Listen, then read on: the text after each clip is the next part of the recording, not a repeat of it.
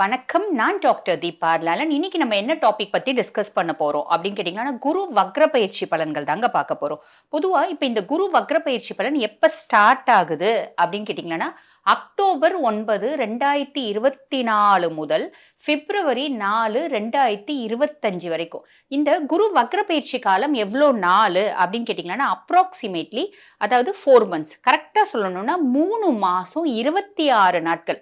இந்த குரு வக்ர பயிற்சியில என்ன நடக்க போகுது அப்படின்னா, ஃபர்ஸ்ட் குரு வக்ரோன்னா என்ன அப்படின்றது தெரிஞ்சுக்கலாம். குரு வக்ரம் அப்படின்றது வந்து பாருங்க, இப்ப குலைக்கீழா சொல்லணும் அப்படின்னா, நம்ம இப்போ ஒரு ஆள் வேலை செய்றோம் அப்படின்போது நம்ம எனர்ஜெட்டிக்கா இருப்போம், ஃப்ரீயா இருப்போம், மென்டலி ரிலாக்ஸ்டா இருப்போம், எல்லாம் இருப்போம்.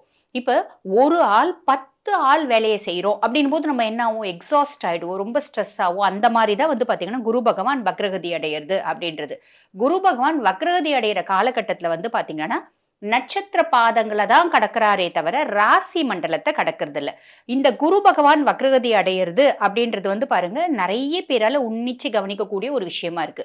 எதனால அப்படின்னா, அவர் பெயர்ச்சியாகும்போது பல பலன்கள குடுக்குறாரு. அதே மாரி வக்ரகதி அடையும்போது, வக்ர பெயர்ச்சி ஆகும்போதும் வந்து பார்த்தீங்கன்னா, நெறைய ராசிகளுக்கு நெறைய நற்பலன்களையும், ஒரு சில ராசிகளுக்கு கண்டிப்பா கெடுபலன்களையும் குடுக்க தான் போறாரு. ஆனா, குரு பகவான் வந்து பார்த்தீங்கன்னா, இயற்கை சுபர், பொன்னர், பிரகஸ்பதி, தேவகுரு அப்படின்றதுனால ஒரு வார்த்தை சொல்லுவாங்க பார்த்தீங்களா? "கெட்டாலும் மேன்மக்கள் மேன்மக்களே" அப்படின்னு. அந்த மாதிரி இந்த சுப கிரகங்கள் கெட்டு போயிட்டாலும், வக்ரகதி அடைஞ்சாலும் பெருசா பாதிப்புகள் அப்படின்றத ஏற்படுத்த மாட்டாங்க. ஆனா, கண்டிப்பா வந்து பாருங்க, நம்ம வாழ்க்கைக்கு தேவையான படிப்பினைகள கண்டிப்பா குடுத்துட்டு போயிடுவாங்க. சரி, இப்ப இந்த குரு பகவான் வக்ரகதி அடையறது எந்த எந்த காலகட்டம் அப்படின்னு சொல்லிட்டேன். இதுல என்னென்ன மாதிரி பலன்கள என்னென்ன ராசிக்கு குடுக்க போறார்? பார்க்கலாம் வாங்க. வணக்கம். நான் டாக்டர் தீபா லாலன். இன்னைக்கு நம்ம என்ன டாபிக் பத்தி டிஸ்கஸ் பண்ண போறோம் அப்படின்னு கேட்டீங்கன்னா, வரிசையா வந்து பாருங்க, நம்ம இந்த குரு வக்ர பயிற்சி பலன்கள் தான் பார்த்துட்டு வரோம். அந்த வரிசையில இப்ப என்ன ராசிய பத்தி டிஸ்கஸ் பண்ண போறோம் அப்படின்னு கேட்டீங்கன்னா, மீன ராசி அன்பர்கள் உங்கள பத்தி தான் பார்க்க போறோம். பொதுவா மீனம் குருனோட ஒரு ஆதிக்கம் பெற்ற ராசி. மீனத்துக்கு வந்து பாருங்க, குடும்பத்துல ஒரு மீன ராசி அப்பா இருந்துட்டாருன்னா பிரச்சனையே இல்லைங்க. எப்படி அப்படின்னா, சம்பாதிக்கிறது சேர்த்து வைக்கிறது, சம்பாதிக்கிறது சேர்த்து வைக்கிறது, இப்படி ஃபேமிலியே நல்லா பேக்கப் பண்ணுவாரு. பிள்ளைங்களுக்கு நல்ல கம்ஃபர்ட் ஜோன்ல என்னென்னலாம் கேட்குறாங்களோ அதெல்லாம் வாங்கி கொடுப்பாங்க. வாங்கி கொடுக்கறது மட்டும் இல்லைங்க, அறிவையும் நிறைய ப்ரிஃபரன்ஸ் கொடுப்பாங்க, எஜுகேஷனுக்கும் நிறைய ப்ரிஃபரன்ஸ் கொடுப்பாங்க. பிள்ளைங்களை ஒரு நல்ல ஆளாக்கக்கூடிய ஒரு ஆசானா இருப்பாங்க நிறைய மீனராசி அன்பர்கள். ஏன்னா குருனோட ஆதிக்கம் இல்லைங்களா? ஸோ அப்படிப்பட்ட மீனராசி அன்பர்கள் உங்களுக்கு வந்து பார்த்தீங்கன்னா, இந்த குரு வக்ர பயிற்சி எப்படி இருக்கு அப்படின்னு பார்க்கறதுக்கு முன்னாடிங்க, இப்ப நாங்க சொல்ல போறது வந்து பார்த்தீங்கன்னா, உலகத்துல இருக்க அத்துணை மீனராசி அன்பர்களுக்குமான ஒரு பொதுவான பலன்கள். இப்ப இதை பார்த்துட்டு இருக்க நிறைய மீனராசி அன்பர்கள் எனக்கும் என்னோட சுய ஜாதகத்துல இந்த குரு வக்ர பயிற்சி எப்படி இருக்குன்னு தெரிஞ்சுக்கணும் அப்படின்னு விருப்பப்பட்டாலும், நான் வந்து பாருங்க வாழ்க்கையில பல முக்கியமான விஷயங்களை முடிவெடுக்கும் தருணத்துல இருக்கேன். அதனால என்னோட ஜாதகத்தை நான் ஒரு அனலைஸ் பண்ணிக்கணும் அப்படின்னு விருப்பப்பட்டாலும், நான் பேசிட்டு இருக்கும் போதே என்னோட வாட்ஸ்அப் நம்பர் வந்து டிஸ்பிளேல இருக்கும்.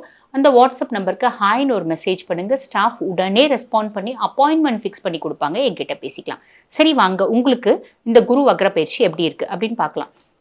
பொதுவாக வந்து பாருங்க, நான் ஆல்ரெடி சொன்ன மாதிரி மீனம் உங்க ராசிநாதன் தான் குரு. அவர் வக்ரம் அடைகிறாரு. குட்டா பேடா, நல்லதா கெட்டதா அப்படின்னா, ஃபர்ஸ்ட் விஷயம் வந்து பாருங்க, வக்ரம்னா என்ன அப்படின்னு நான் ஆரம்பத்திலேயே சொல்லியிருப்பேன். அதாவது அவங்க வந்து பாத்தீங்கன்னா, குரு பகவான் நட்சத்திர பாதங்களை தான் கடக்கிறாரே தவிர ராசி மண்டலத்தை கடக்கிறது இல்லை.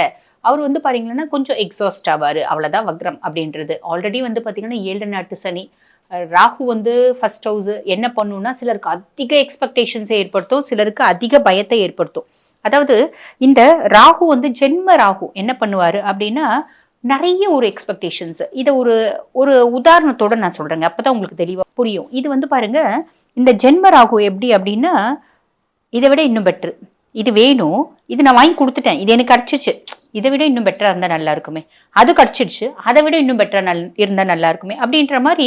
இது வந்து பாருங்க, ஒரு பழைய படம். எனக்கு பெருசா நான் தமிழ் படம் நிறைய பார்த்தது இல்லை, பட் இருந்தாலும் நான் பார்த்த சில படங்களையும் நான் எக்ஸாம்பிள் சொல்றேன். இது வந்து பாருங்க, ஒரு பழைய படம். இந்த ரஜினிகாந்த் சாரும் வந்து தீபா மேடமும் நடிச்சிருப்பாங்க. அதுல வந்து அவர் வந்து இந்த ஒரு காற்றே பூங்காற்று நிறைய ஹிட் சாங்ஸ்லாம் வரும். ஸ்ரீதேவி மேடம் நடிச்சிருப்பாங்க. அதுல வந்து பாருங்க, அந்த தீபா வந்து பாத்தீங்கன்னா, அந்த ரஜினிகாந்த் சலூன் கடை வச்சிருப்பாரு. அவர் வீடு கிளீன் பண்றவங்களா வருவாங்க. அவர் வந்து பாத்தீங்கன்னா கிழிஞ்ச ட்ரெஸ் போட்டிருக்காங்கன்னு அவருக்கு நல்ல ட்ரெஸ்லாம் வாங்கி கொடுத்து அவங்களுக்கு அவங்கள லவ் பண்ணி கல்யாணம் பண்ணிக்கணும் அப்படின்னு விருப்பப்படுவாரு. 2 பேர் லவ் பண்ணிட்டு இருப்பாங்க. அப்ப இன்னொரு வசதியானவன் அவங்களோட லைஃப்ல என்ட்ரி ஆவான். உடனே இவங்கள விட்டுட்டு அவங்க கூட அவங்க பழகுவாங்க.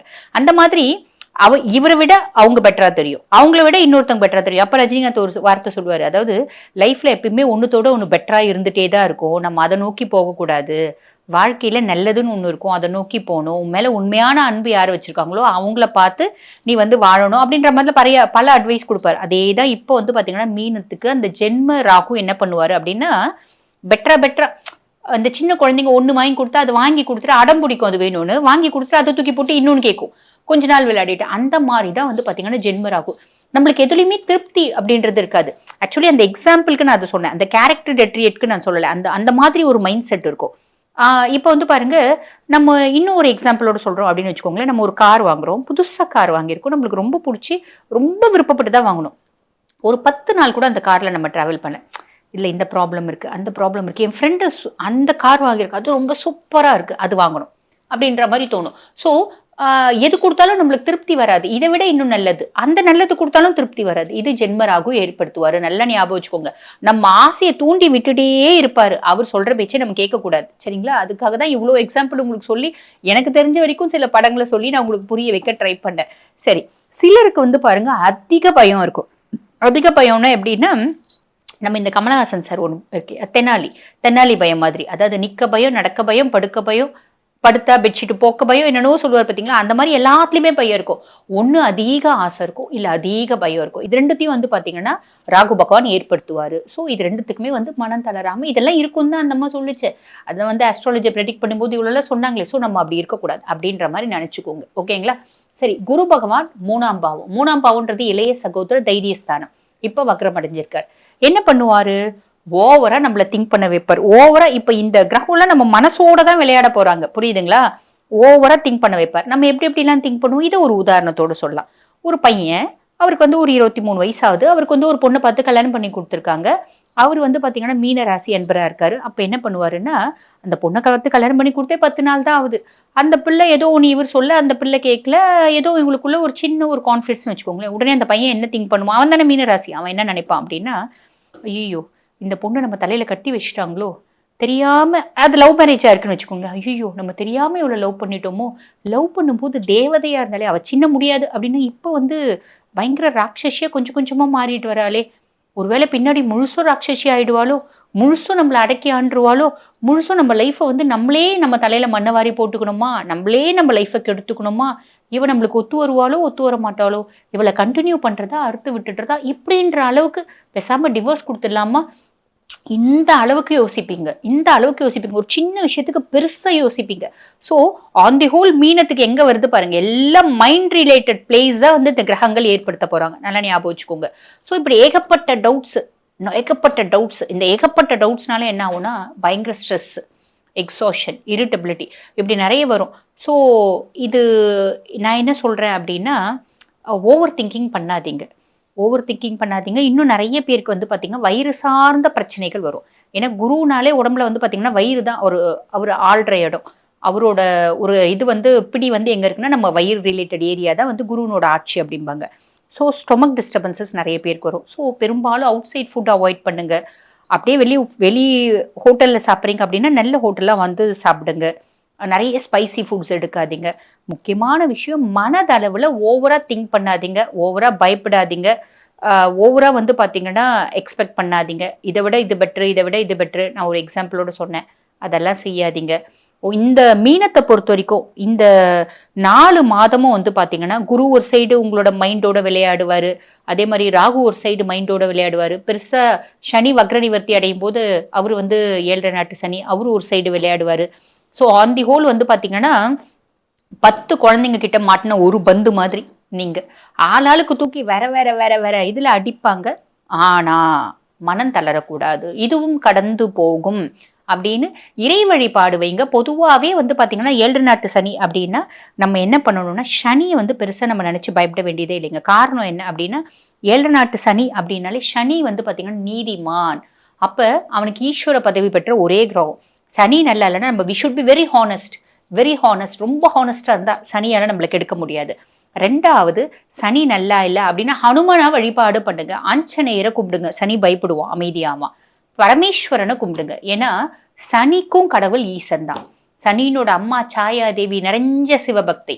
அதனால சனியும் நிறைஞ்ச சிவபக்தன். திருவண்ணாமலை பக்கத்துல இருக்கீங்கன்னா திருவண்ணாமலை கிரிவலம் சனிக்கிழமை தோறும் போக முடிஞ்சா ரொம்ப விசேஷம். இல்லைன்னா மாசத்துல ஒரு சனிக்கிழமை நீங்க கிரிவலம் போங்க. ராகு பசிஃபை ஆவான், கேத்து பசிஃபை ஆவான், சனியும் பசிஃபை ஆவான். ஸோ சின்ன சின்ன பரிகாரங்கள், இறைவனோட காலடியை பிடிச்சிடுங்க. இந்த மாதிரி நான் உங்களை பொறுத்த வரைக்கும் நான் சொல்லவே சொல்லிட்டேன் ஜென்ரலா. ஹனுமனு, ஆஞ்சநேயர், ஹானஸ்ட். அதாவது ஆஞ்சநேயரை கும்பிடுறது, ஹனுமான கும்பிடுறது. அதே மாதிரி பாத்தீங்கன்னா இப்ப நிறைய பேருக்கு நான் ஆஞ்சநேயர்னு சொன்னா தெரியறது இல்ல. ஹனுமான் சொன்னா சிலருக்கு தெரியுது, ஆஞ்சநேயர்னு சொன்னா சிலருக்கு தெரியுது. ஹனுமன் ஆஞ்சநேயர்னு சொல்றாங்க பாத்தீங்களா, அஞ்சனை மைந்தன். அந்த ஹனுமான கும்பிடுறது சரிங்களா, அவரை கும்பிடுறது. அப்படி இல்லைன்னா பரமேஸ்வரனை கும்பிடுறது. திருவண்ணாமலை பக்கத்துல இருக்கீங்க, திருவண்ணாமலை தள்ளி இருந்தா கூட கிரிவலம் போலாமே. மாசத்துல ஒரு நாள் கூட பௌர்ணமி அன்னைக்கு போறது நல்லது, போலாம். பொதுவாக பௌர்ணமி அன்னைக்கு செய்யக்கூடிய நம்ம எந்த வேலை செஞ்சாலும் செய்யக்கூடிய வேலையினோட பவர் ஹெனான்ஸ் ஆகும் அப்படிம்பாங்க, பன்மடங்கு பெருகும். நீங்க பாத்தீங்கன்னா சனிக்கிழமை அன்னைக்கு போங்க, உங்களுக்கு ஒரு விசேஷமான பலன்களை கொடுக்கும். மீனத்தை பொறுத்த வரைக்கும் பரிகாரமும் சொல்லியிருக்கேன், இதுவும் கடந்து போகும். வாழ்த்துக்கள்.